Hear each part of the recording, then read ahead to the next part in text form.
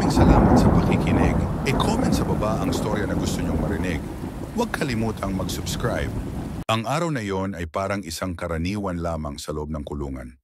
Ang malalaking bakal na rehas, ang amoy ng pawis at kalawang, at ang ingay ng mga kapwa bilanggo, lahat ay pamilyar na sa akin.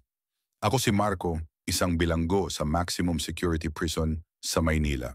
5 taon na akong nakakulong dahil sa isang krimeng hindi ko naman ginawa.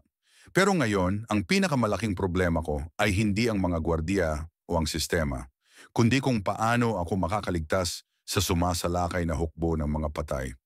Bandang 6:00 ng gabi, habang kumakain kami ng hapunan, biglang may sumigaw sa labas. "Putang ina! May nanunugod!" Ang mga gwardya ay biglang nagkagulo at narinig ko ang mga putok ng baril. Akala ko rayot lang, pero nang tumingin ako sa bintana, nakita ko ang isang tao o kung ano man iyon na kumagat sa leeg ng isang pulis. Dugo ang bumubuhos sa lupa habang ang biktima ay sumisigaw ng tulong. "Anong nangyayari?" Sigaw ni Tomas, ang aking cellmate. "Hindi ko alam pero may mali," sagot ko.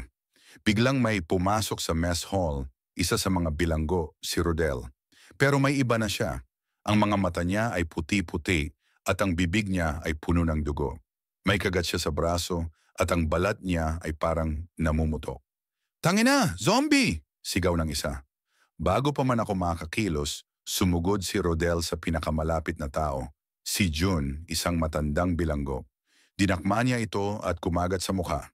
Dumaloy ang dugo habang sumisigaw si June. Ang ibang mga preso ay nagtakbuhan, pero ang ilan ay kinain na rin. "Kailangan nating magtago," sigaw ko kay Tomas. Tumakbo kami palabas ng mess hall at pumasok sa isang supply closet. May nakita kaming mga pamalo at kutsilyong pangkusina. Agad kaming kumuha ng armas. Sa labas ang buong kulungan ay nagkagulo na. Mga bilanggo at gwardiya ay naglalabanan, pero ang mga zombie ay mabilis dumami. Ang sino mang makagat ay babalik pagkatapos ng ilang minuto na nagiging ganid sa laman. "Kailangan nating pumunta sa rooftop," sabi ko. "Mas ligtas doon." Habang nagtatakbuhan kami sa hallway, may nakasalubong kaming 2 zombie. Si Tomas ang unang umaksyon, sinunggaban ng isa at pinukol ng martilyo sa ulo. Ako naman ay tumira sa pangalawa gamit ang kutsilyo. Ang amoy ng bulok na laman ay nakakasuka. Nakarating kami sa hagdan, papunta sa rooftop, pero may nakabara, 3 zombie ang kumakain sa isang gwardya. Walang choice, kailangan naming lumaban. "Sabay tayo!" Bulong ko. Sumugod kami. Isang zombie ang tinadyakan ko at habang natumba ito, sinaksak ko sa mata. Si Tomas naman ay binalibag ang isa sa pader. Ang pangatlo ay sinipa ko palabas ng bintana. Nakarating kami sa rooftop at agad naming binarikada ang pinto. Sa labas, ang buong lungsod ay nagliliyab. May mga sunog, mga sigaw at mga baril na pinaputok. Parang katapusan na ng mundo. "Tangina Marco, ano nang mangyayari sa atin?" Tanong ni Tomas, humihinga ng mabilis. "Hindi ko alam," sagot ko, "pero kailangan nating mabuhay."